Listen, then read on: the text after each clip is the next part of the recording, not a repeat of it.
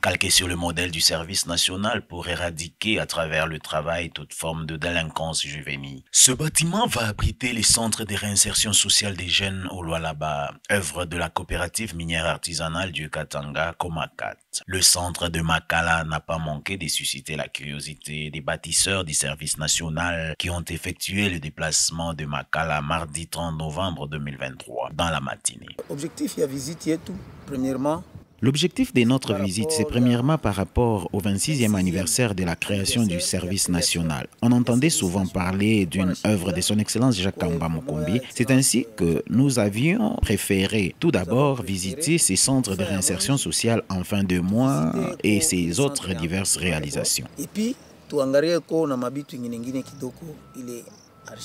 de salles de classe bien équipées avec de meubles fabriqués sur place pour des enseignements théoriques et des ateliers pour ceux pratiques et nantis de toutes sortes de matériel d'une technologie de pointe alimentée non seulement par ces générateurs de classe mondiale de 275 kVA, mais aussi par l'électricité et un système autonome d'adduction d'eau potable. Makala s'affirme. Les gens que j'encadre actuellement, ils sont formés sur place.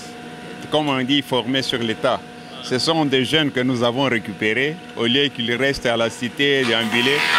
L'Excellence a trouvé qu'il est mieux de prendre cela pour qu'ils apprennent même un métier qui peut le servir dans l'avenir. Avec son réfectoire aux standards admissibles, ses dortoirs pour garçons et filles avec respectivement une capacité d'accueil de 120 et 90 élèves apprentis, sa polyclinique moderne pour des soins de haute facture, non seulement pour ses internes, mais aussi pour toute la communauté riveraine. Le centre de Makala est un modèle parfait de la formalisation du secteur minier artisanal qui procède de l'après-mine. Au fur et à mesure que nous allons visiter, nous allons comprendre la raison d'être de chaque bâtisse et la raison d'être de ces centres. Ces bâtisseurs ont également visité tant le matériel que ses accessoires aggratoires de ces centres qui exploitent plusieurs domaines agropastoraux à Mushima, Mupanjan, Zilo, Kawama et ailleurs pour la pratique. Le grand domaine agropastoral, ferme Kaumba, non loin du village Mouilou au site d'Enzilo où plusieurs hectares de terres sont cultivés, reste ouvert à la formation des élèves apprentis du centre de réinsertion de Makala, dont les hôtes du jour sont émerveillés. Par rapport à la visite yote tunafanya kuanzia asubuhi mfika hapa sasa. En tout cas, par rapport à notre visite depuis le matin jusqu'en ce moment, en tout cas, je manque de mots car ce que je viens de voir me rappelle mon passage au centre pilote du service national à Kanyamakasisi. Vraiment, c'est formidable. Nous manquons même les termes. Nous disons seulement merci à l'initiateur, son Excellence, Monsieur le ministre Kaumba. Nous les soutenons, nous l'encourageons. Vraiment, si on avait des personnes, 5-4 personnes comme ça dans cette province, cette histoire d'importer, les histoires de la Zambie, tout ça, n'allait pas avoir lieu. Autre merveille de ces domaines, ce sont ces poulaillers loin de tout artifice dont la production des œufs en dit long. Les chiffres sont éloquents.